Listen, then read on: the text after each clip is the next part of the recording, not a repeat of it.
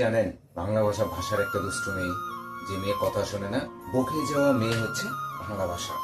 সেই ভাষায় চন্দ্রবিন্দু নামক একটা শব্দ আছে, একটা অক্ষর আছে, একটা চিহ্ন আছে, যেটা কোথাও ব্যবহৃত হয়, কোথাও ব্যবহৃত হয় না। এখন আমরা সেটা জানবো যে চন্দ্রবিন্দু কোথায় ব্যবহৃত হয়, কোথায় ব্যবহৃত হয় না। খুব মজার ছিল, বোঝার চেষ্টা করেন।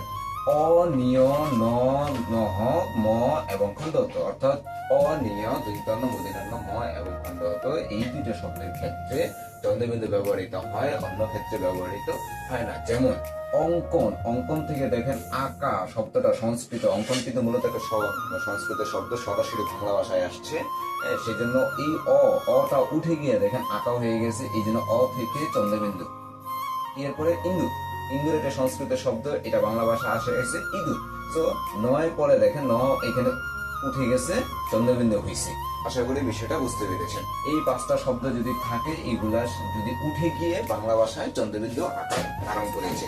এরপরে দেখেন সম্মান প্রদানের ক্ষেত্রে, বিষয়টা মাথায় রাখবেন, সম্মান প্রদানের ক্ষেত্রে চন্দ্রবিন্দু বসে। যেমন যারা, যাহারা, তারা, তাহারা। 5, 25, 25। এখন প্রশ্ন হচ্ছে 5 কিভাবে সম্মানিত? হ্যাঁ, 5 কিভাবে সম্মানিত সেটা যদি একটু খেয়াল করেন, বাটন মোবাইল গুলো দেখলে সবচেয়ে বেশি আপনি ভালো বুঝবেন।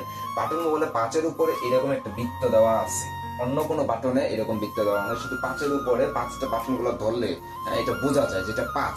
এটা কেন দেওয়া হয়েছে? এটা শুধুমাত্র যারা চোখে কম দেখে তাদের জন্য, মোবাইলটা ধরলে যেন বুঝতে পারে এটা 5। এটাকে মেন করে আশেপাশে যে সংখ্যাগুলো, ডিজিট গুলা, ওগুলো যেন ব্যবহার করতে পারে। সেই জন্য 5 একটা সম্মানী ব্যক্তি, 4 একটা সম্মানী জিনিস।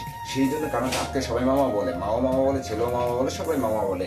সেই জন্য 4-এর উপর আমরা চন্দ্রবিন্দু দিই, 5-এর উপর চন্দ্রবিন্দু দিই, 25-এর উপর চন্দ্রবিন্দু দিই। যারা সম্মানী ব্যক্তি সেই জন্য তাদের উপর চন্দ্রবিন্দু। তারপরে লাস্ট, দ্বিরাবৃত্ত শব্দে চন্দ্রবিন্দু ব্যবহৃত হয়। দ্বিরাবৃত্তে যেমন দেখেন আঁকা আঁকি, খেচা খেচি, গাটা ঘাটি, এগুলোর ক্ষেত্রে চন্দ্রবিন্দু ব্যবহৃত হয়।